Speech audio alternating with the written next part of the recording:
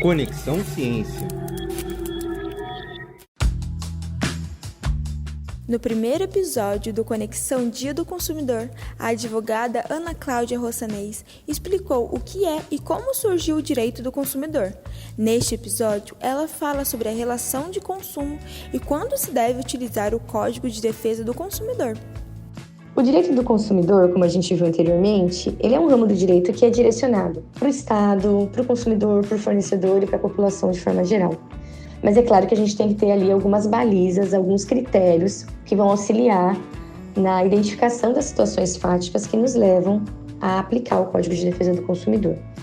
Então, basicamente, é o seguinte: para utilizar a lei de consumo, a gente tem que identificar a relação consumerista. E a relação de consumo, então, ela tem 4 elementos, que é o consumidor, o fornecedor, o produto ou o serviço.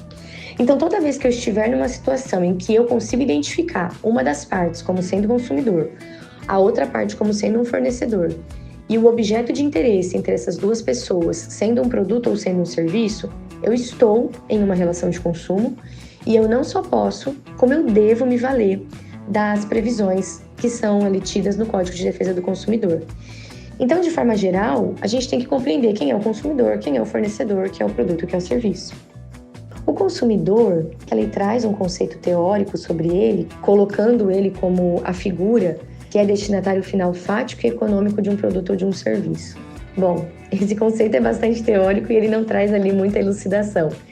Então, se a gente pudesse traduzir em linhas muito simples o que seria ser um destinatário final fático e econômico de um produto ou de um serviço, é basicamente o seguinte: eu, como consumidora, pessoa física que saio hoje da minha casa, vou até um estabelecimento e escolho comprar um produto.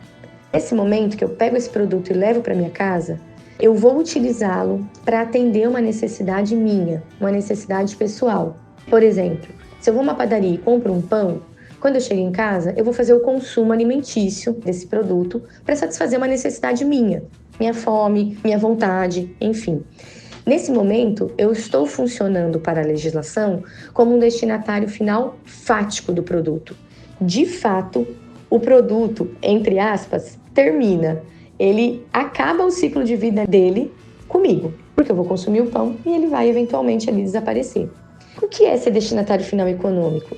No mesmo sentido, quando eu pego esse produto, levo para minha casa para atender uma necessidade pessoal minha, eu também retiro ele do ciclo econômico no qual ele estava inserido. Porque veja, quando eu vou até a padaria e pago pelo produto, pelo pãozinho e levo ele para minha casa, eu não tenho intuito nenhum de ter lucro com isso, de desenvolver uma atividade econômica com esse pãozinho. Não, eu só quero chegar na minha casa e consumir o pãozinho para atender minha necessidade, sem ganhar nada em termos econômicos com isso. Então eu retirei aquele produto da cadeia econômica da qual ele participava. Porque lá na padaria, quem comprou a farinha, quem comprou o ovo, quem comprou o sal, né, e todos os outros produtos que envolvem a fabricação de um pãozinho, comprou porque gostaria que aquilo ganhasse valorização econômica, pudesse ser colocado no mercado, adquirido por consumidores e tinha, obviamente, em vista ganhar uma grana com isso. Então, veja, o motivo pelo qual aquela pessoa disponibiliza o pão ou compra os insumos para produzir o pão é totalmente diferente da minha finalidade em comprar o pão, levar para casa e consumir. Então, toda vez que eu comprar um produto ou solicitar a prestação de um serviço para atender uma necessidade minha e com o intuito de retirá-lo ali da cadeia econômica, eu estou atuando como um consumidor, destinatário final fático e econômico de um produto ou de um serviço. E ser fornecedor? O que é ser fornecedor, né? É justamente ocupar o polo oposto, ou seja, é se valer de produtos e serviços, inseri-los no mercado de consumo, para que sejam utilizados ou adquiridos por outra pessoa com habitualidade e com o intuito de obter alguma vantagem econômica. Até não é adequado que a gente fale para vender, porque às vezes a pessoa tem uma vantagem econômica e não necessariamente pela venda.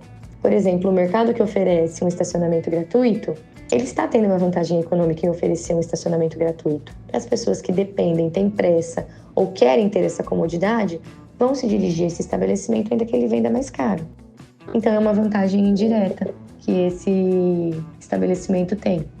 Então toda vez que a gente encontrar alguém colocando no mercado de consumo produto ou serviço de forma habitual, com o intuito de obter algum tipo de lucro ou renda, e uma outra pessoa num polo oposto, consumindo esses produtos ou serviços para atender uma necessidade pessoal, retirando eles da cadeia econômica, nós estamos diante de uma relação de consumo. E é nesse momento que a gente não só pode, como deve utilizar todas as premissas trabalhadas pelo Código de Defesa do Consumidor.